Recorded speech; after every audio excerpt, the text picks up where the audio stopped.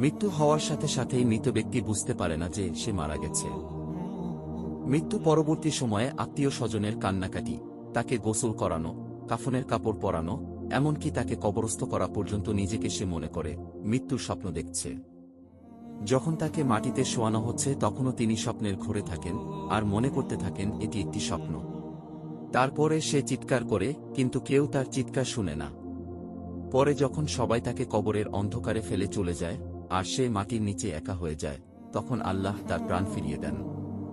সে চোখ খুলে তার খারাপ স্বপ্ন থেকে জেগে ওঠে। প্রথমে তিনি খুশি এবং কৃতজ্ঞ হয় এই কারণে যে তিনি যা দেখছিলেন তা কেবল একটি দুঃস্বপ্ন এবং তিনি এখন ঘুম থেকে জেগে আছেন। তারপরে সে তার দেহটি স্পর্শ করতে শুরু করে, যা কেবল একটি সাদা কাপড়ে জড়িয়ে রাখা হয়েছিল। তখন সে অবাক হয়ে বলতে থাকে, আমার শার্ট কোথায়, আমার প্যান্ট কোথায়? এবং সে আরও অবাক হয়ে বলতে থাকে, আমি কোথায়, এই জায়গাটি কোথায়, সর্বত্র ময়লামাটির গন্ধ কেন, আমি এখানে কি করছি?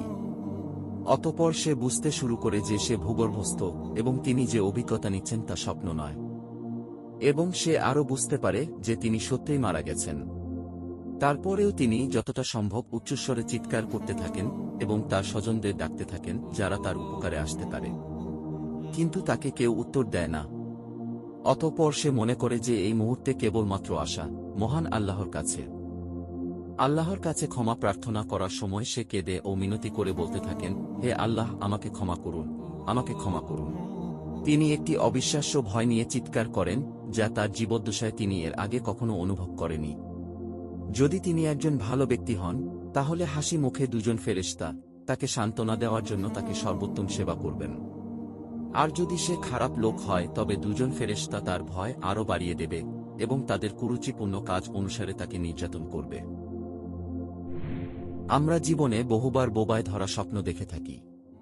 আমরা কথা বলতে চাই কিন্তু বলতে পারি না, চিৎকার করতে চাই কিন্তু চিৎকার করতে পারি না, পাশের লোকদেরকে ডাকি কিন্তু তারা তা শুনতে পারে না। তখন ভয়ে দম বন্ধ হয়ে আসার অবস্থা হয়। এমন সময় কেউ হয়তো এসে ধাক্কা দিয়ে জাগিয়ে দেয়। মৃত্যুর পরের অবস্থা অনেকটা এরকমই। মৃত ব্যক্তি সব দেখতে পারেন, আপনজনদের কান্নাকাটি, দাফন কাফনের আয়োজন সব দেখতে পারেন, কিন্তু সেই বোবায় ধরা স্বপ্নের মতো তিনি নিরুপায় হয়ে সব দেখতে থাকেন। মৃত্যুর শুরু থেকে তার জীবনে ঘটে যাওয়া সমস্ত ঘটনাবলী তিনি দেখতে থাকেন ভয়ঙ্কর স্বপ্নের মতো। হে আল্লাহ, আমার সমস্ত গুনাহগুলো ও আমার মা বাবা, স্ত্রী, সন্তান এবং আমার পরিবার এবং বন্ধুবান্ধব সকলের গুনাহ ক্ষমা করুন।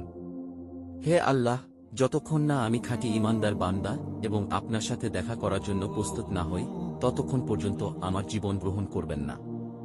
হে আল্লাহ, আমাদেরকে হেদায়েত করুন।